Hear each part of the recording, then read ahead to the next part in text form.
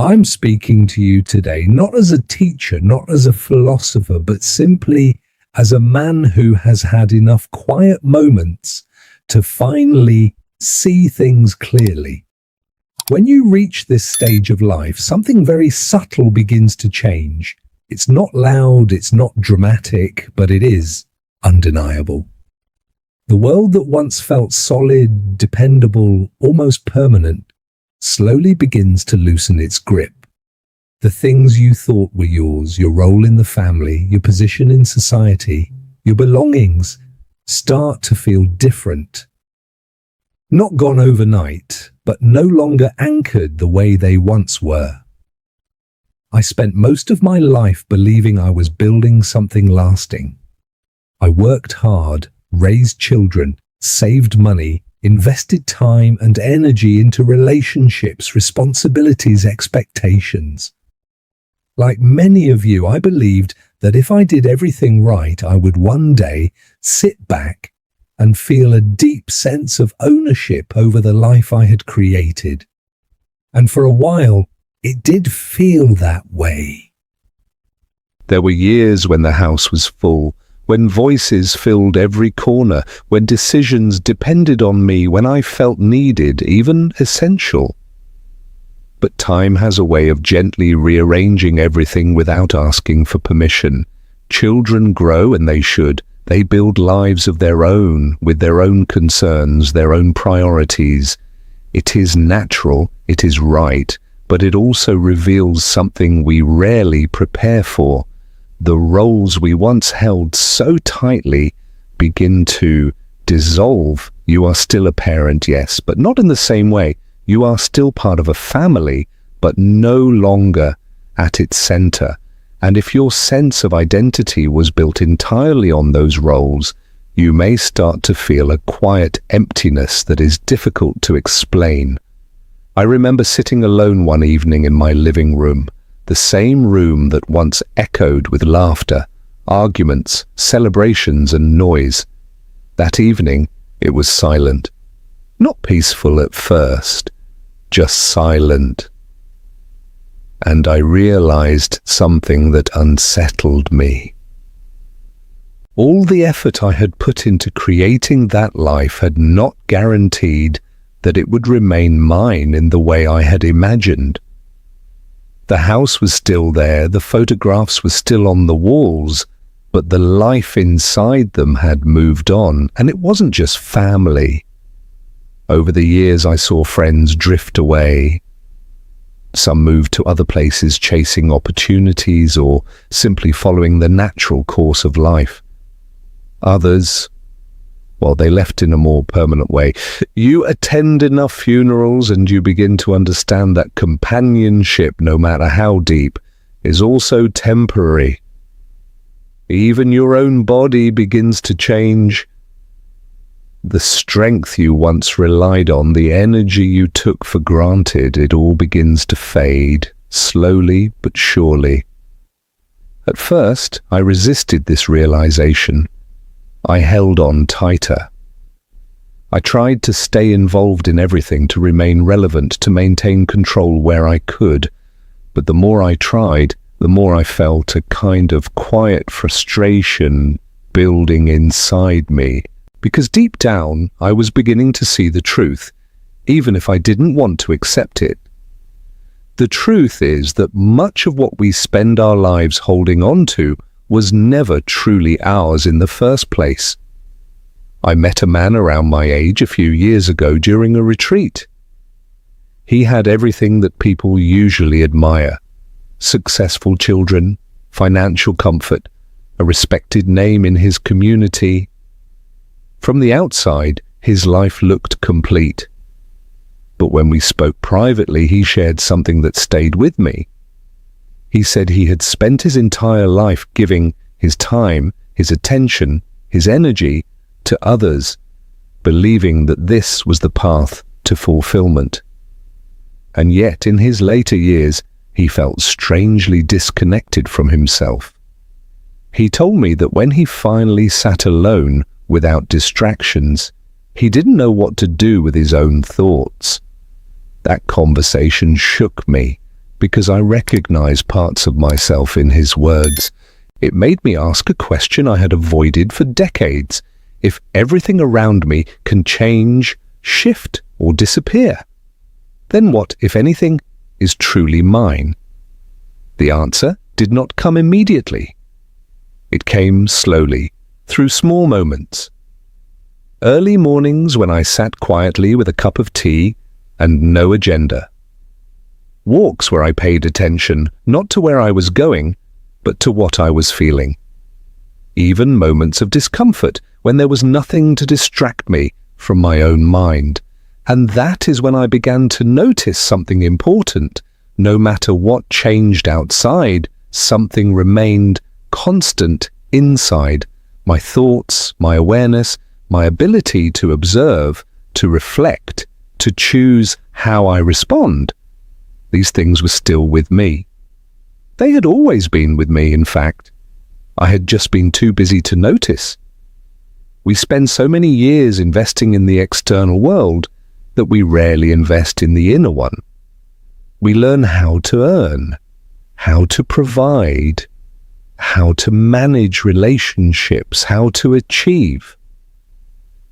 But very few of us are taught how to sit with ourselves, how to understand our own minds, how to cultivate a sense of peace that does not depend on circumstances. And so, when the external world inevitably begins to shift, we feel unprepared. It's like building a house on land that was never stable to begin with. It may stand for a long time, but eventually the ground moves. And when it does, you realize that you never really owned the foundation. I started to see that the only place where I could find something steady was within myself. Not in a dramatic or mystical way, but in a very practical sense. When I paid attention to my thoughts, I saw patterns, worries about things I could not control, regrets about things that had already passed, expectations that were no longer realistic. And slowly I began to question them. Why was I holding on to these things? Why was I allowing my peace to depend on circumstances that were constantly changing? Why had I spent so little time developing a relationship with my own mind? These questions did not have easy answers, but they opened a door. And once that door was open, I could not close it again. I began to understand that if I wanted peace in this stage of life, I would have to look in a different direction than I had before. I remember one particular morning that made this very clear to me. I was sitting in a small garden, watching the sunlight move slowly across the leaves. It was a simple moment, nothing extraordinary, but for the first time in a long time, I was fully present. I wasn't thinking about the past or worrying about the future. I was simply there, observing, breathing, existing, and there was a quiet sense of contentment that did not depend on anything else. It struck me then that this kind of peace had always been available to me. It wasn't something I needed to earn or achieve. It was something I needed to notice, to allow, to cultivate. And it existed entirely within my own awareness. From that point on, I began to pay more attention to this inner space. Not perfectly, not consistently, but with intention. I started spending a few minutes each day in silence, just watching my thoughts come and go. At first, it was uncomfortable. The mind is not always a pleasant place when you finally sit with it. But over time, something shifted. I became less reactive, less attached to every passing thought.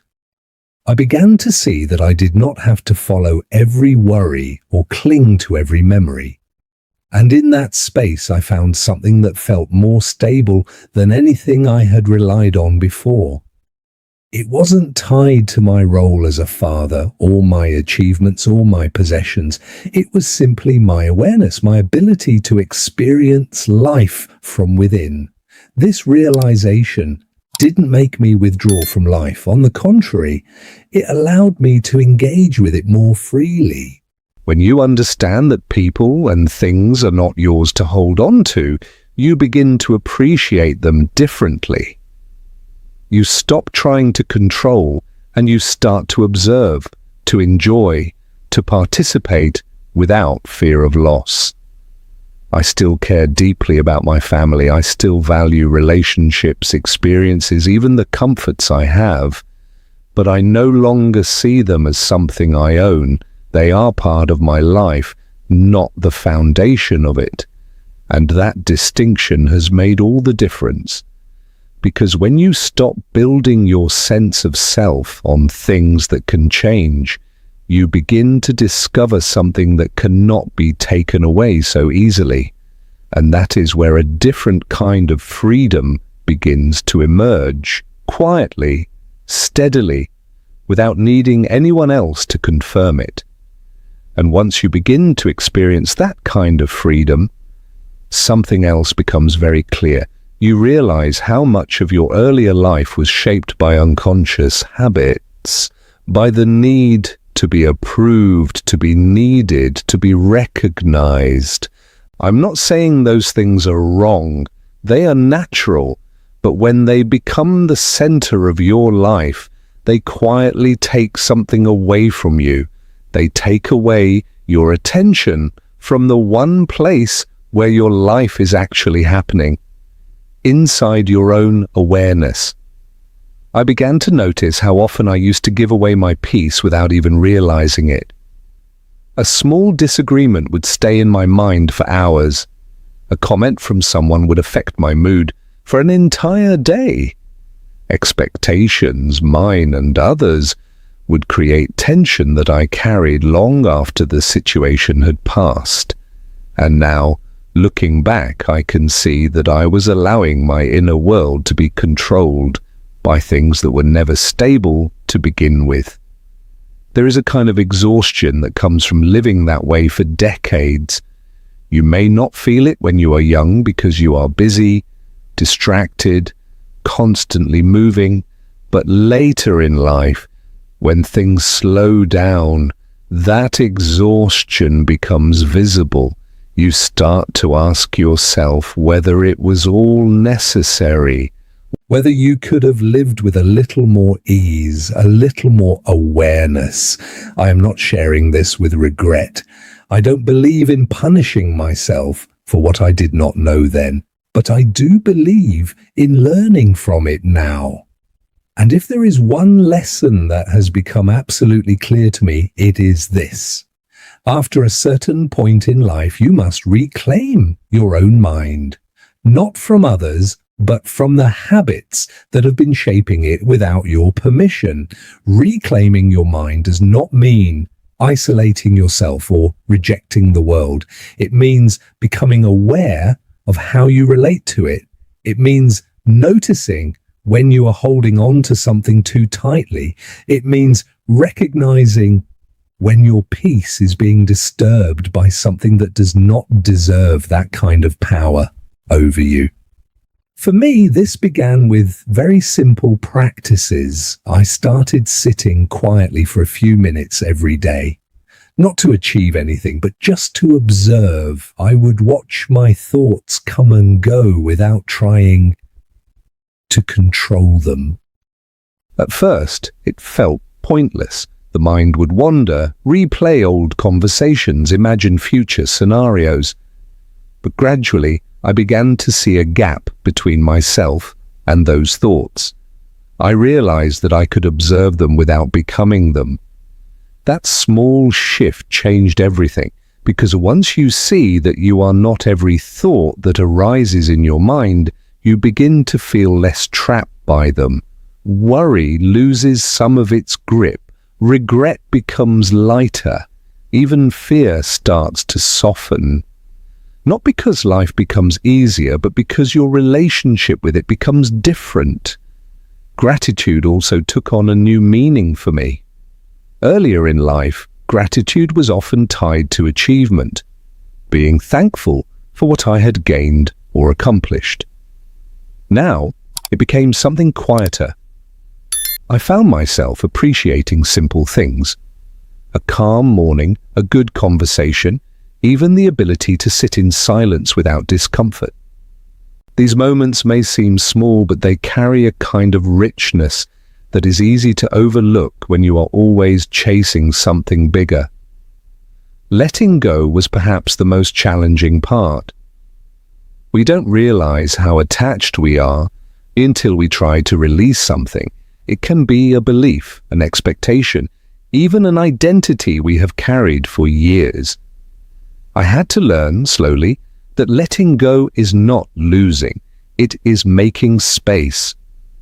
When you stop clinging to what is changing, you allow yourself to experience what is still present. There was a time when I believed that being needed was a sign of a meaningful life. Now I see it differently. A meaningful life is not one where you are constantly needed by others, but one where you are at peace with yourself. Because when you are at peace, your presence itself becomes valuable. You don't have to prove anything. You don't have to hold everything together. You simply are, and that is enough. I also began to develop a kind of compassion toward myself that I did not have before. For many years I was patient and understanding with others, but very critical of myself. I expected myself to be strong, to be responsible, to meet every expectation without complaint. But later in life I realized that I had been neglecting an important relationship, the one I have with myself. So I started to treat myself with the same kindness I offered others. When I made mistakes, I tried to understand instead of judge. When I felt tired, I allowed myself to rest without guilt. This may sound simple, but it created a profound shift in how I experienced my daily life. The inner tension I had carried for so long began to ease. I remember meeting a retired teacher not long ago. She told me that after decades of dedicating her life to her students, she finally decided to return to something she loved as a child, painting. She said that when she paints, she is not thinking about recognition or results.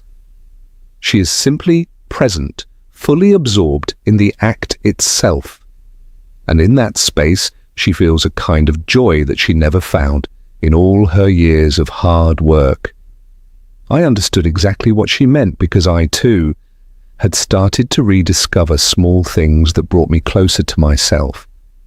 Sometimes it is music, sometimes it is writing, sometimes it is just sitting quietly and observing the world without needing to change it.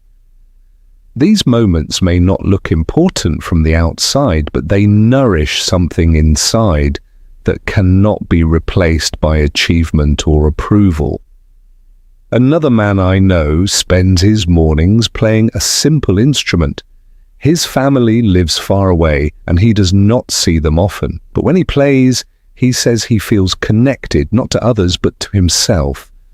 And that connection brings him a deep sense of peace. It is not dependent on who is around him or what is happening in his life. It comes from within. As I share these experiences with you, I am not suggesting that you must follow a specific path. Each person will find their own way, but I do believe that there is a common truth we all encounter if we live long enough. Life gradually removes the things we once depended on, not to punish us, but to show us something we may have overlooked. What remains when everything else begins to change is your inner world, your thoughts, your awareness, your ability to experience life from within. This is the one place where you can still find stability, even when everything else feels uncertain. And if you begin to care for this inner world with the same attention you once gave to external things, you will discover something surprising. You will discover that peace is not something you have to chase. It is something you uncover. Joy is not something you have to create through effort. It is something that emerges when you are no longer in conflict with yourself. After 70, this becomes more than just a philosophical idea. It becomes a practical necessity. Because the external world will continue to change, whether we accept it or not. But the way we experience those changes, that is something we can still influence. So if there is anything I can leave you with today, it is this quiet reminder. Take some time each day to sit with yourself, not to fix anything, not to analyze everything, but simply to be present. Notice your thoughts without rushing to follow them. Notice your breath, your surroundings, the simple fact that you are here, alive in this moment. Do not wait for life to slow down before you begin this process, because when it does slow down, you will want a place within yourself that feels familiar, that feels steady. And that place can only be built through attention, through patience, through a willingness to turn inward. Your family is important. Your relationships matter. The life you have lived has value. But none of these are things you can hold on to forever. They are part of your journey, not the destination. What stays with you, what truly belongs to you, is your inner self. Protect it. Nurture it. Spend time with it. Because in the end, it will be your closest companion. Thank you for spending this time with me. I truly appreciate your presence, and I hope something I shared today resonates with you in your own way. Take care of yourself, and I'll see you again soon.